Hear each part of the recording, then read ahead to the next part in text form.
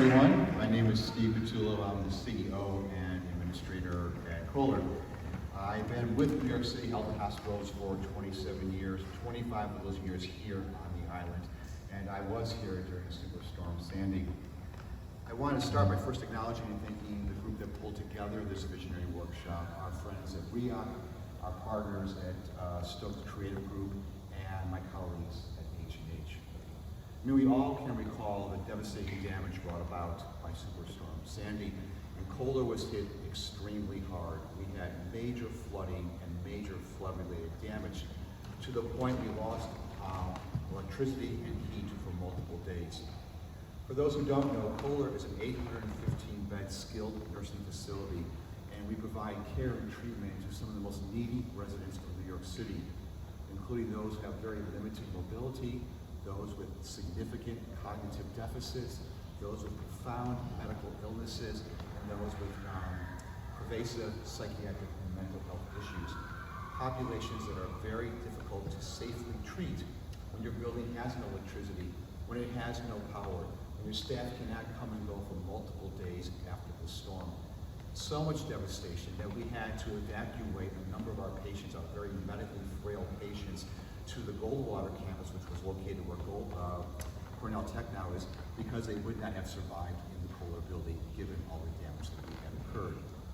So I think what we learned from this was, this was a really rude awakening to the devastation that can be brought about by storms like this to cities like New York, and in particular its coastal communities, especially Roosevelt Island. But now through this project, we have a really unique opportunity to mitigate the risk of flood damage and to provide greater long-term protection for the northern end of the island due to the support being offered by FEMA. So I want to thank, from the Kohler family, I want to thank all of you for being partners with us and coming together to create this vision of what resiliency should look like, how we can provide long-term protection for all of the island. Thank you. Thank you so much. And I just want to remind folks, we're going to do this session. We're really fascinated to hear about the results. We're excited. We also have a survey online, very similar sort of questions. Parts of the presentation are there. We will share the information about it. If you could help us circulate that out, we know that this is not the only group of people interested in this project, and we want to make sure we're getting as much feedback as possible. We have this unique moment, and we'll talk about it in the presentation, of being in pre-design. So everything that we're thinking and talking about can be a part of what ultimately will be submitted as the design. And so it's really important for us to hear from the largest group of people that we can, with the most sort of ideas and thoughts that they have. So on that note, we'll go ahead and get started here. Okay, we've done introduction. Well, Jack, do you want to introduce yourself? Actually, sure. Hi, my name is Jack Greenberg. I work at STV. We are the design consultants that are going to be putting forth this design and working together with health and hospitals to make this reality. And just to be clear, STV also worked with us on the redesign of Coney Island Hospital, now South Brooklyn, which similarly faced the consequences of Hurricane Sandy, and is now a brand new facility that is going to be hopefully sustainable for a very long time. So as you know, we are very close to Kohler right now. This is where it is on the map. We're going to go ahead and show you sort of all of the we're going to go ahead and explain to you sort of what the process is that we're currently involved in, the basis of the design, how we came up with it. Jack, I feel like I'm doing your part, right? You usually do this. Okay. That's fine. That's fine. Yeah, and now so you covered it. Basically, you covered the whole background, really. Yes, exactly. All right, I know. We can move ahead. So these are the existing conditions, right? If you walk over there right now, I'm sure many folks have seen this: the HESCO barriers, all of the sort of temporary fixes that are currently being used in the case of any sort of light flooding that could happen now. The goal is to remove all of this, right? The goal is to have a fully flood-protected facility that is mitigated so that we don't have to kind of look at this anymore. I'm going to head over to you. I was like, actually, so this is All right, thank you for really giving us the background and kind of the purpose of this project. We all know it's really important. So I'm just going to get into some of the work that we're doing now and a little bit of technical stuff. This is just a diagram over here that shows some of the flood levels. And as you see, this is in a very vulnerable part of the island and of the city. So it's an important. So it's a very vulnerable part of the city, and it's vulnerable. So this here has some dates on this, and we actually can go to the website, kind of give you a little bit of an overview of kind of the timeline of what we're looking to do with the design process. This is actually already been dated. We've updated a little bit since we initially put this presentation together. But the idea is, in the process for putting a design, is we first have to kind of establish the key criteria, and all of this feedback is part of the criteria that's going to be used to sculpt and develop this design. And then once we take it from there, we start to get a little bit more detail. There's some field work that's going on right now. We already started some of that. There are boring rigs. You may see them. They're going to be out there.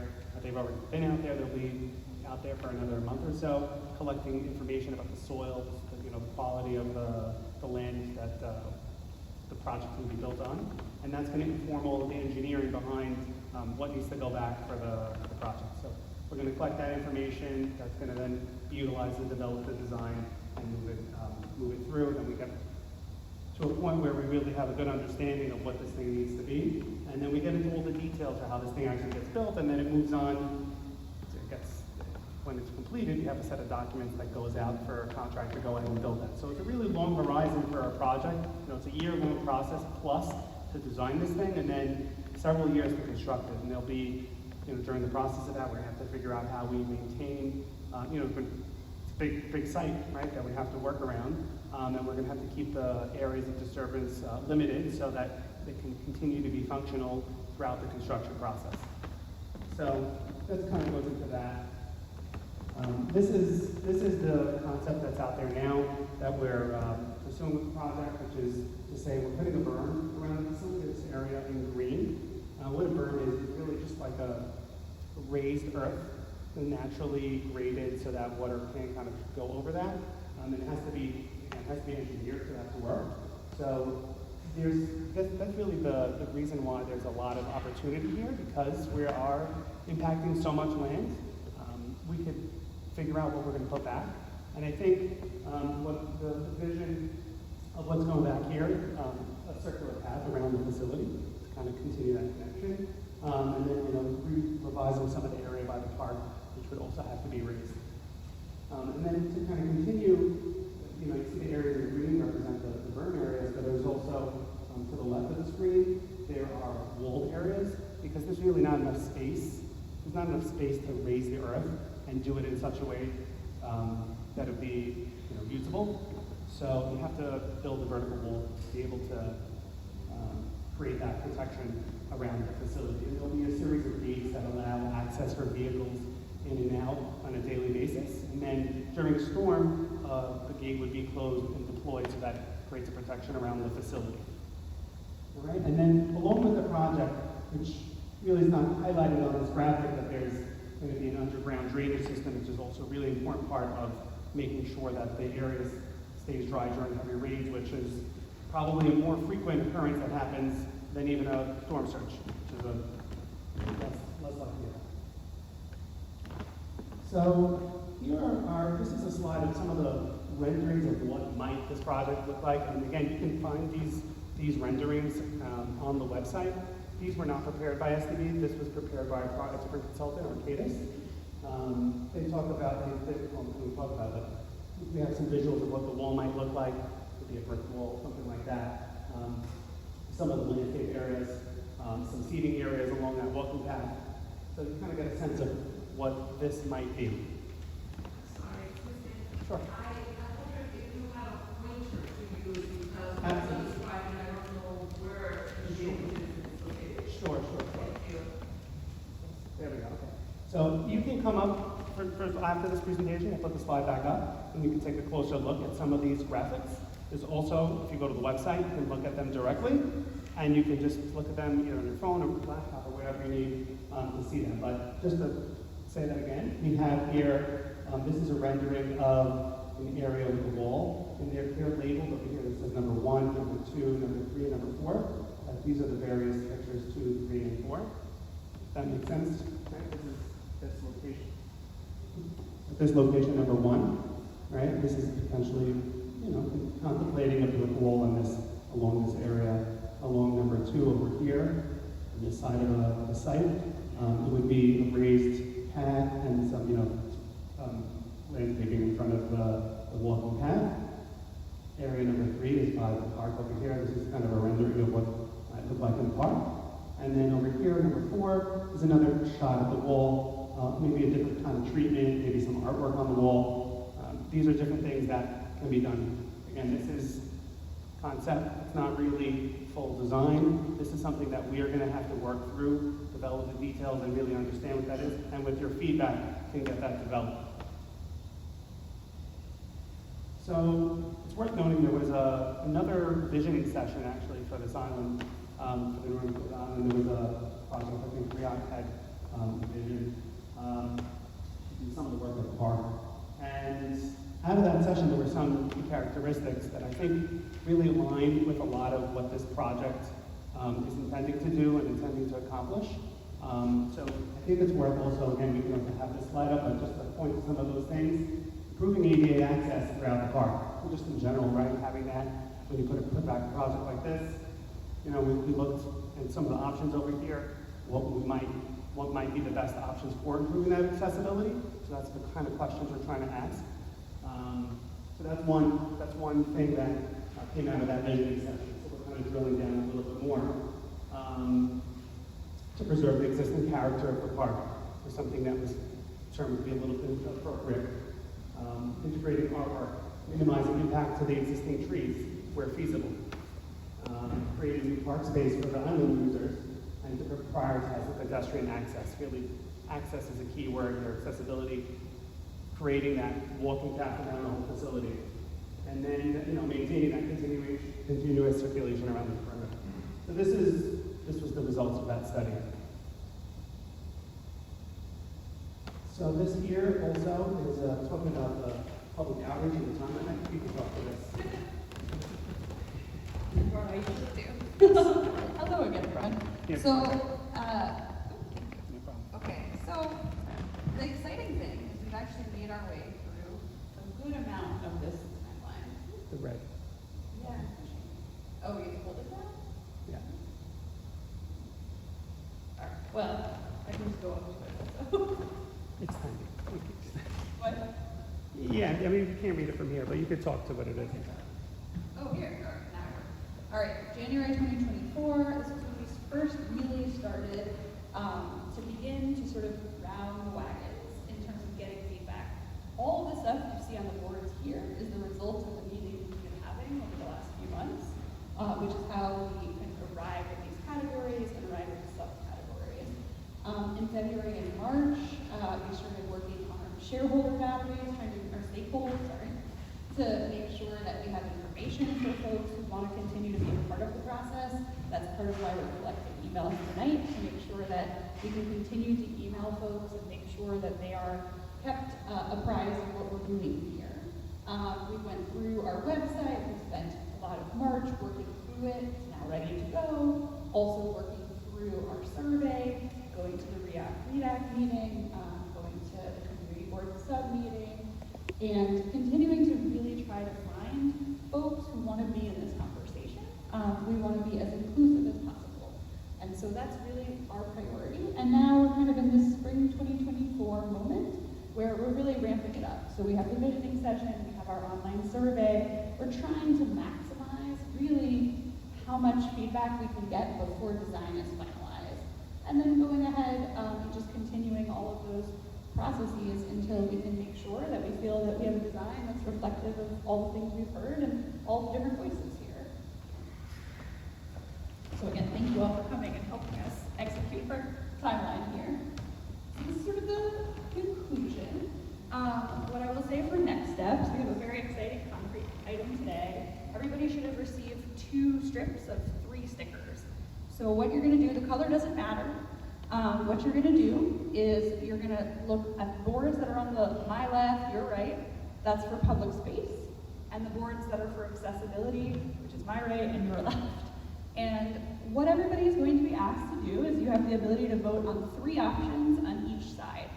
So again, color doesn't matter, you can choose whichever sticker you want to put on, but you can only choose 3 subcategories for public space and 3 for accessibility, based on the options that you are most moved by. You also don't have to vote for all 3. If there's something you really like and the others are not as meaningful to you, feel free to only use one of the stickers, that's totally fine. We're going to be standing at the boards to make sure that any questions you have about the project or about the voting process we can respond to. But otherwise, we really want to collect these stickers.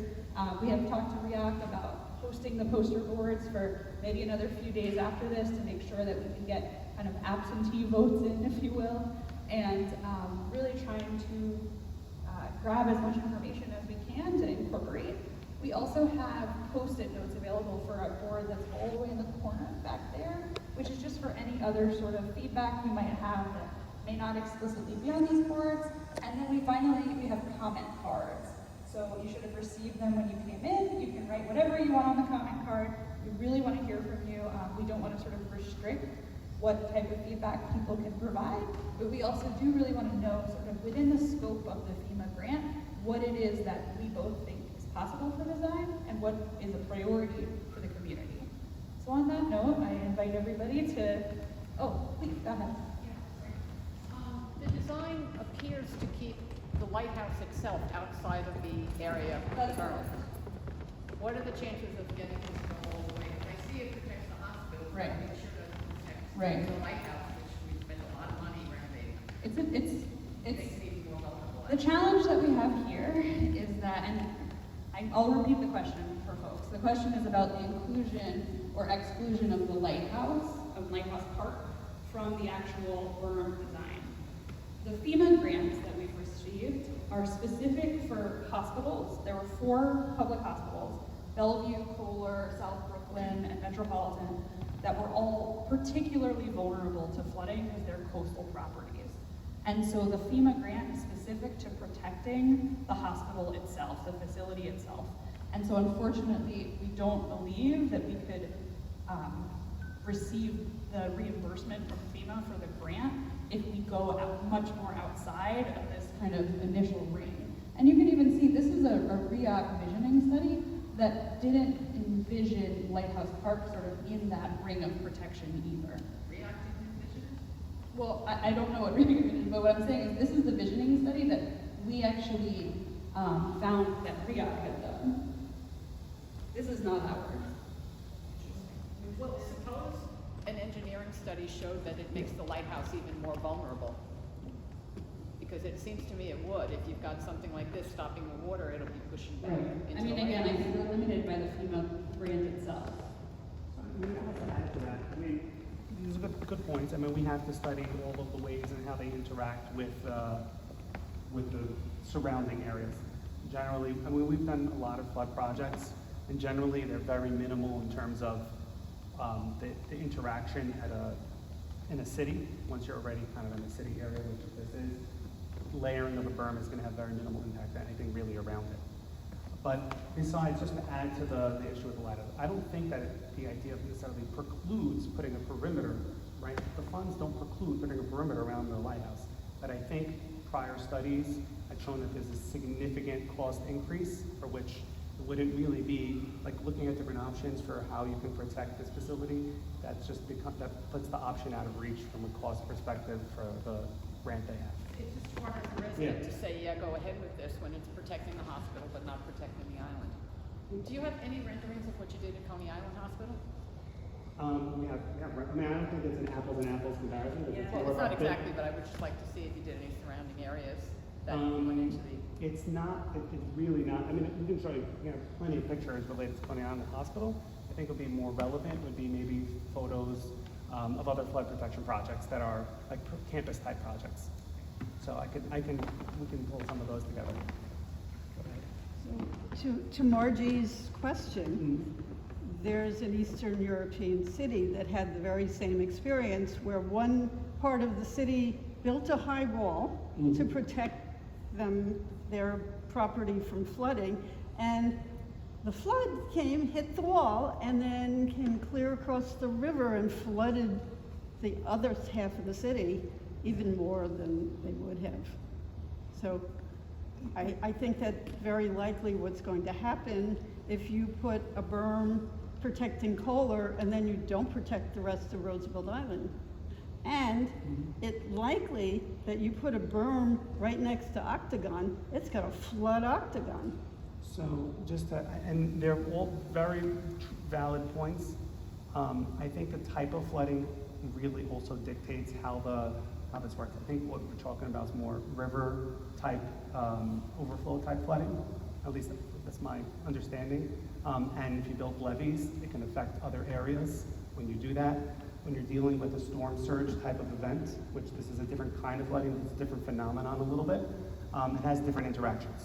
Saying it's not exactly the same, but absolutely, doing something, we have to make sure that it doesn't impact all of the surrounding areas. But from our experience doing this type of storm surge type protection things, and previous studies we've done, they've shown in our analysis that it doesn't do that type of adverse effect. And this is the kind of stuff that FEMA looks for also. When they look at our design, they are looking at making sure that there's no adverse effects to the surrounding areas too, as part of our calculations. Do you have to do an environmental impact statement before you proceed at all? And does this environmental impact statement have to be approved by the community planning board? I don't have an answer to that question. I don't know if We can you, get back to you on it. yeah. Even about the environmental impact Yeah, we statement? can get back to you on it. Okay. And then another question. So on the plan for the, on the REOC plan to create green space, the prior plan, the parking lot area was, the current parking lot area on the Queen side was envisioned to become an extension of Lighthouse Park, creating more active and passive recreation for Roosevelt Island. Under this current plan, how much of that parking lot area, which is REOC property, would be available for residents and visitors to use for active and passive recreation? Well, I think that kind of comes from these visioning sessions. That's kind of a question. I think we're going to be impacting that area. What do we want to put back in that area? Are we going to put back a parking lot that's there? And I think that's how it's currently envisioned. We're touching something, we're putting back what's there. Or we envision more green space, and that becomes less parking, more, different space. I think that's part of the question and feedback we're looking for. That's the exercise, yeah. Right. And that's how everybody can have an impact on what goes back. So how much, under your proposal, how much less space is available for public use than what was in the? The whole thing is public use, whether it's parking or landscape or whatever, it's all public use space, right? Unless, correct me if I'm wrong. there's- Public recreational use, So then. public green space use. Public green space use, it would, I think, at least match what's there now. Right, but not what was REOC's plan to create a green space out of it. Yeah, I don't think so, that's right. I don't have all the details of that project to know the full extent, but if they're gonna cover that all, if they were gonna take the parking lot, and make that a full green space, that is not what this project, as it currently is envisioned, is doing. So the proposal right now is about the kind of flood mitigation that we're going to be pursuing. The design itself is not, that's what this process is about solidifying the design, trying to collect the information so that we are submitting something that we believe folks want and represents the things that we've heard. So I think that's part of why it's hard to answer this question right now. And is it possible just to put a wall around the perimeter of the hospital? Sure. I don't know if that's what folks would want, but yeah. Well, if it was just a there wall- are definitely places that have done that. If there was just a wall around the perimeter of the hospital, the rest of that area could be used for public green space. Yeah, absolutely. It's a possibility. But, yeah, Okay. If folks want that, they can put that on the Post-it note and, absolutely. Please, free-form answers are great. yeah. Can you add that? Absolutely, yeah. Sure. Write it in so we don't miss that. Yeah. You put it on the comment cards too. Okay, other questions? Saw another hand up before.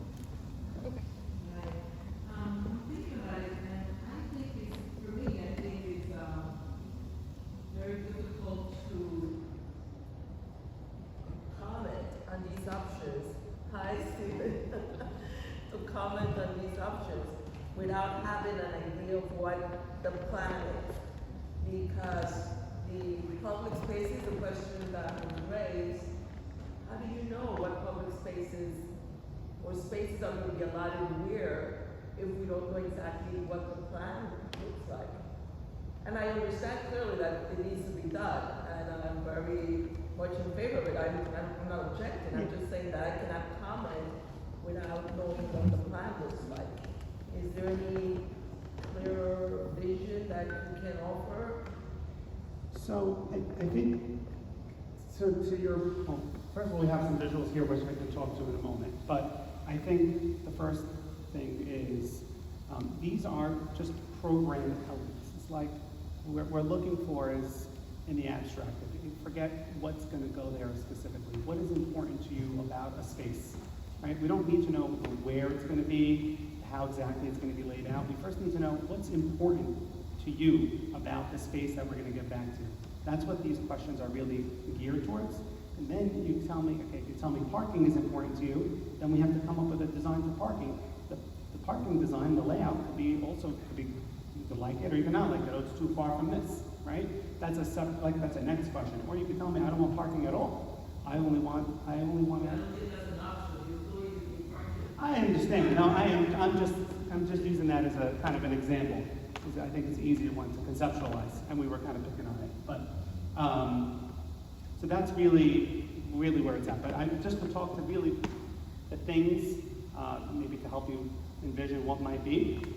We could look back at the plan, and we could talk about in this area over here, right? This is where the current park is. Right? They have a barbecue area. They have walking paths, and this is where it is. Point is probably that. So they have all those kinds of things. Do we want to consider, you know, looking at the options that we have? You know, is there? I mean, I'm going to go look at these options, right? So we're saying, do we want to? I mean, what's important to you? Is it important that, you know, I'm going to ask you, preserving existing trees, right? Maybe it's important to you to preserve existing trees in this area. You don't want to touch, really want to touch them. But that may come at the expense of, okay, so then we need to build in a different area, so maybe we can't can't have a restroom or something, a new restroom in a certain area. Maybe that's a little too abstract. Let me think. Or you know, actually, these are perfectly polar, kind of opposite. Preserving existing trees, and then open areas. Right? What's more important? If you want to have an open area there in that space, do that, but then you don't preserve as many existing trees in that area. Right? So the question is, in thinking about these areas hatched in green, the areas that are shaded in green, all around there, these elements here, what is important that we want included on those spaces? And we will vision up, well, this was the vision, we will draw up what that will be, what that can be. And then we will work through the process of making sure that we have a design that the community will benefit from. And I hope that helped a little bit. If you may add. Another way to look at this is there's a unique opportunity right now to sort of think about how is the space serving the community right now? Is it serving it well? Is it not serving it well? What could be improved? What changes do you want to see? And this is really a moment to identify that, as opposed to looking at the design itself right now and saying, oh, I think parking should really be over there, but there should be a bathroom there. We're really just asking, what are the elements that are really important that aren't there now, or are there and should be preserved? That's kind of the question before us, if that helps folks. So what is the benefit to the island to building, I mean, would you be building, I mean, even to the residents of Kohler, what would be the benefit of having a berm rather than a wall, and then a nice park right outside the wall? You know, eventually the flood dissipates, and you're most concerned about the hospital and the infrastructure inside the hospital and how it affects the patients. And the patients that can leave the hospital and go out can go out through an opening in a door that could have a, you know, a trap door shut down and close up the hospital. Yeah, I mean, and leave our existing existing park You and can. give the. The answer is yes. The answer is you could do that. That's fine. I mean, everything has a pro and a con. You So could, what is the benefit But of a berm to the island? well, the benefit is if you have a wall right outside of the building, and this wall's going to be pretty tall, right? And it's going to be blocking all the windows on the first floor. You know, looking out, you're going to be looking at a wall. So the residents of the building are going to be looking right at a wall as opposed to they can see planted areas. There'll be some areas of wall, which would be fine, but that's the difference, I think. And walls are really, they are, listen, it's a tool, and we're proposing it in this project. But to minimize it and do more landscaping type of improvements is seen as a benefit for the visuals and use of the space. That's really it, because then you have full usability. But when you have a wall, one side versus the other, you have to have two separate uses. Something's being done on this side, something being done on this side. So how many floors would be affected by that? Floors of what?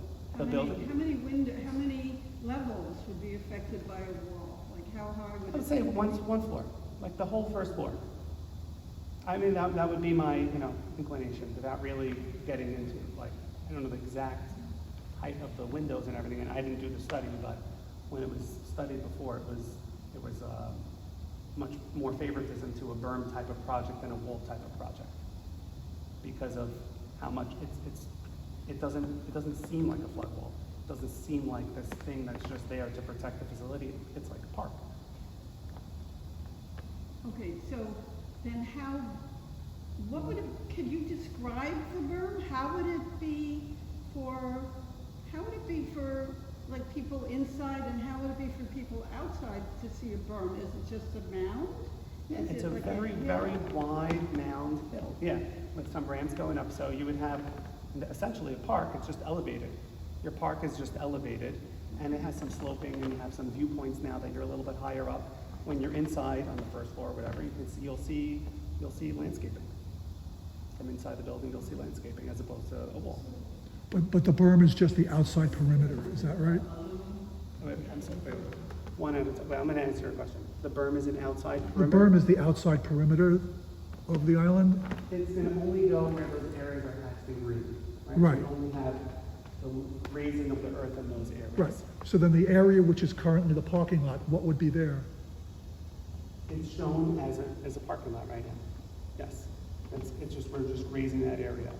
And it will be repaved or whatever as needed for it. Could you point to the gazebo that's there right now? Don't know. Maybe. It's like outside the front door. It's on the Manhattan Where's the side. front door? Could you point to the front door of Kohler? Of Kohler? And Okay, where the berm would be? Isn't this the front entrance here? You're talking like the white tented area in front of Kohler, is that what you're referring to? Yes. No, with the front door of Kohler. This is the front entrance? Am I pointing to the right spot? Building B? Right, so right around here is your main entrance. You have the Kohler parking lot over here. This is the Right, entrance and here. the entrance is Where where this the arrow is? circular driveway is? Yeah, this one. Okay, so where would the berm then be? The berm is everything between the whole all this is berm. It's all raised grassy land. Okay. You take the ground, the same park that you have there now, raise up. So the ground where the trees are is already raised up? isn't it? Here? Yeah. Not enough. Oh, it's not enough? No. Go back to the original FEMA eligible, or FEMA piece. If you look at the flood plan, right? So the part that's in blue is the most vulnerable. We need to raise the berm in order to be eligible for the FEMA grant to the 500-year flood plan. So that's what we're doing with this. We're seeking to raise the earth via berm, redo it as a park or whatever is envisioned here, and then be able to do it so that we can, in theory, be protected for a once in 500-year flood. And that's the requirement, by the way, of all FEMA grants. How high? It's called the 500-year flood plan. It's to say that It is protected to the extent of a 1 in 500 year flood event. What was it, 12 feet, 6? Oh, like 10 to 12 feet, depending, the grades go up and down, but like about, I think maybe actually 8 feet on the south side, up to like 12 feet on the north side. So would we have sledding there? If you want, put it on post-it note. We can definitely Yeah. facilitate. Go ahead. We'll do both, go ahead. You start.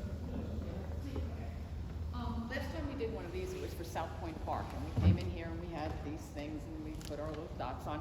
Then we were given 3 different renderings based on what we chose, because like you say, we said we want to preserve existing trees, but we didn't realize that meant there'd be no open spaces. So they gave us 3 different designs. So how many renderings are we going to get out of you guys after this is done?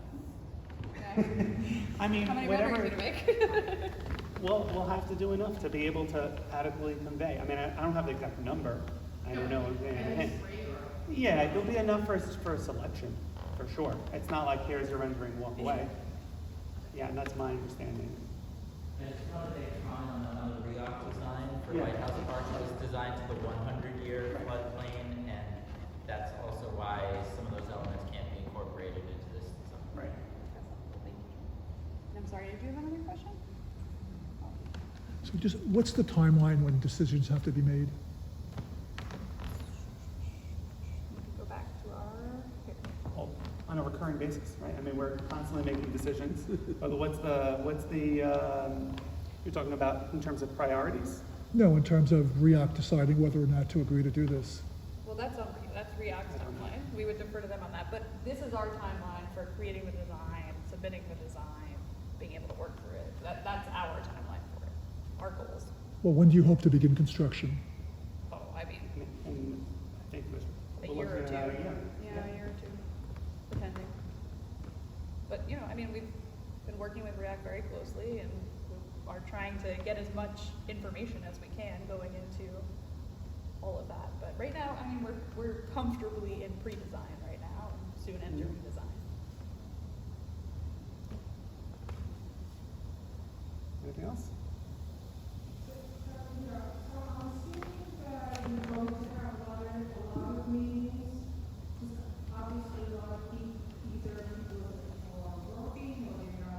Or they're not familiar with what's going on, so what's the time frame and how are you going to, to get people to see, to hear about this and to see what's going on?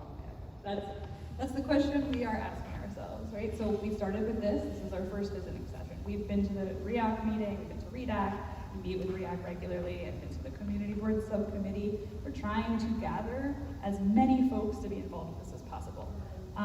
We are creating the spaces for people to come and submit feedback. We would encourage everybody to share all of the information you learned today. We have a website about the project. We have a survey. So even if you can't make any of the visioning sessions, the survey is online. The survey is open right now. It is essentially the same information with parts of the slideshow as well, so that nobody is without context.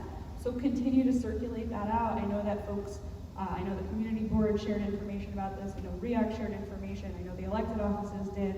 We're going to continue all of those conversations. I will say, we have seen a lot of the same faces over and over again, which we love. We're really getting to know everybody on the island, I think, or at least the folks that come to meetings most. But you tell us what we can do to expand even further.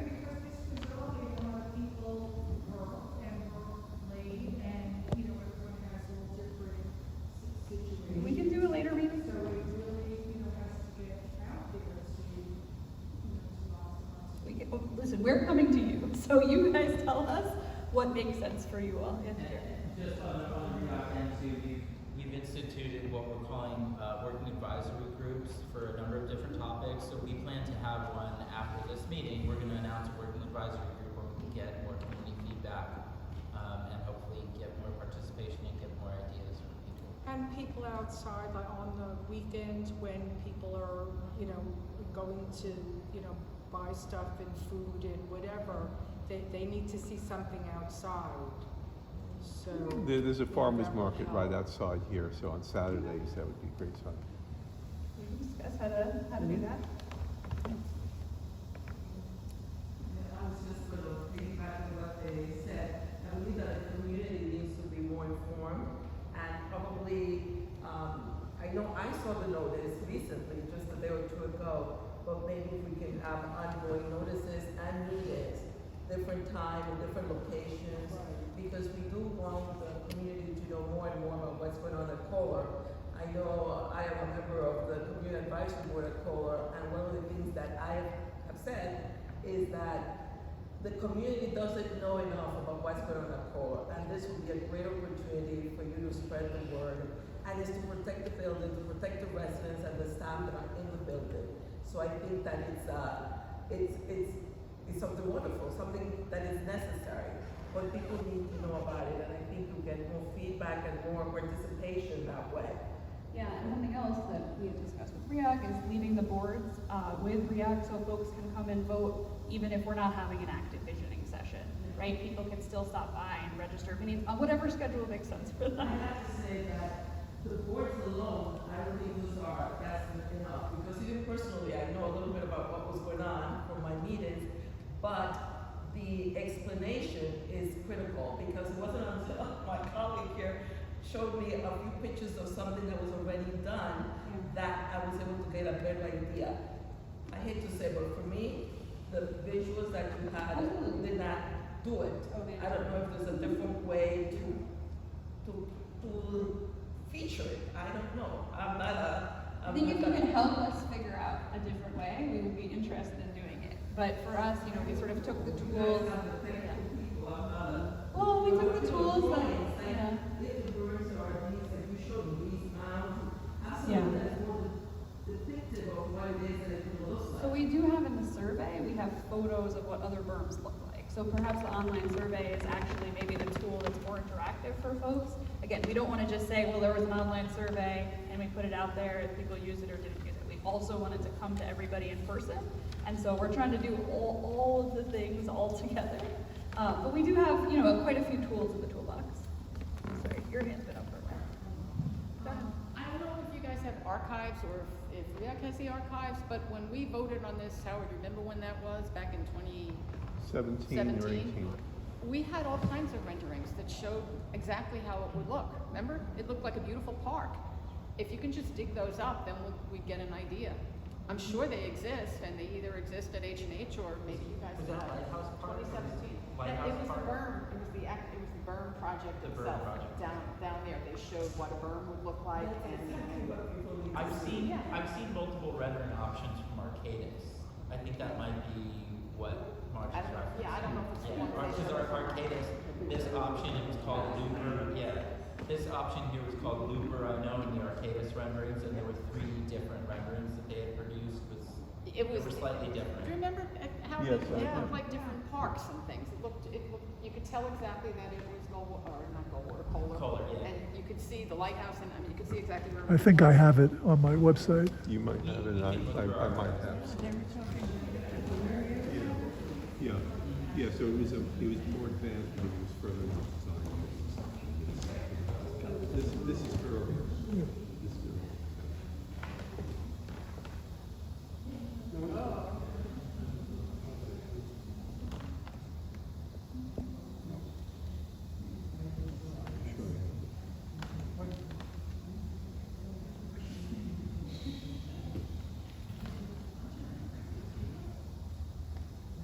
Do you guys know if we can put Wi-Fi on the laptop? Is that possible? No? Okay, all right. We were gonna show you the website and then also the survey, which has a more clear set of photos. Has some images, yeah. We had a printing issue. We had printed some of these photos, and that, unfortunately, the handwriting. But these are the photos from that rendering, right, from the 2017 arcade study. And they might have even more.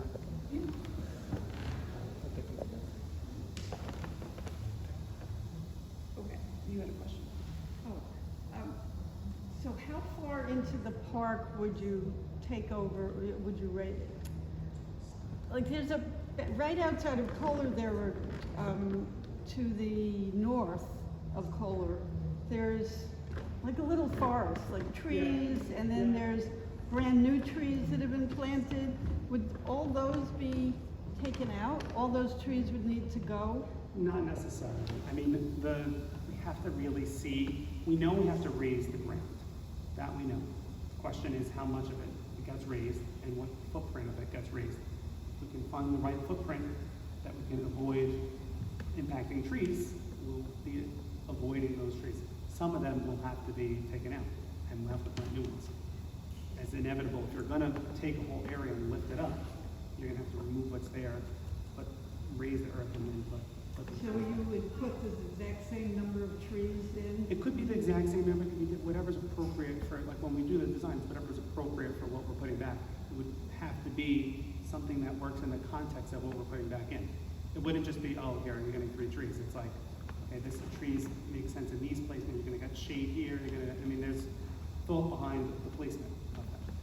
I don't understand when you say about raising, what are you raising other than a wall? What's being raised? That's a good question.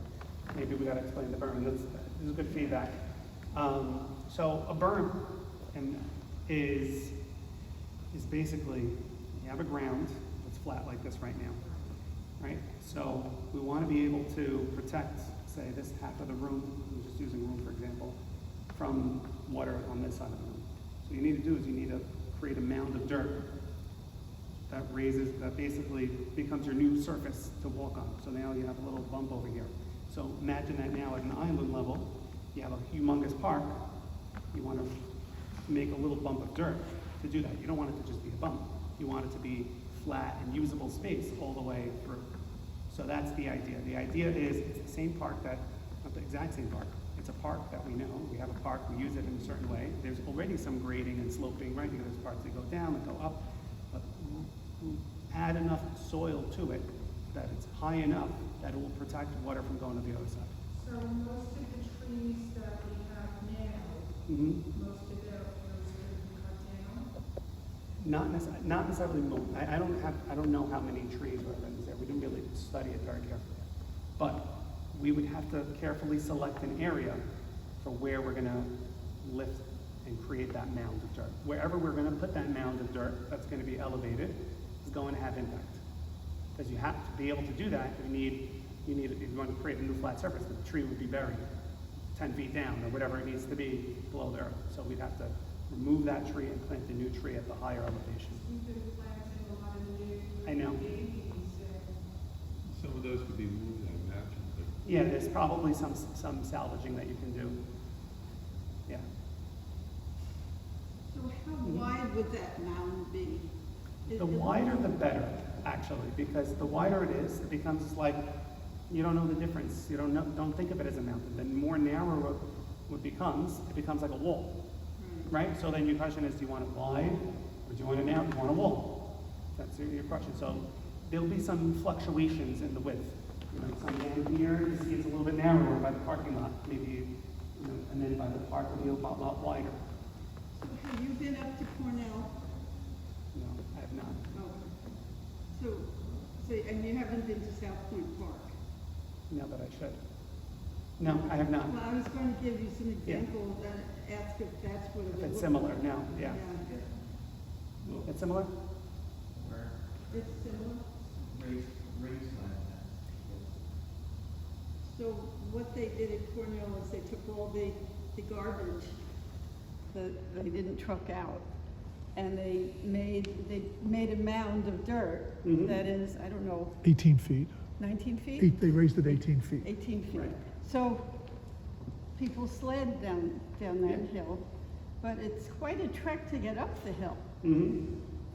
You know, Yeah. to get up 18 feet. Once you're on the top, it's like parkland. Exactly, and that's exactly what this would be, maybe not 18 feet, the numbers might be different, might be wider, might be whatever, and I think there's a lot of vision for ramps to go up, accessible ramps, so that means that they have a not a super steep pitch, so that you can get across wheelchairs and you can walk around the whole facility. That's the idea, that's behind what's trying to be done here.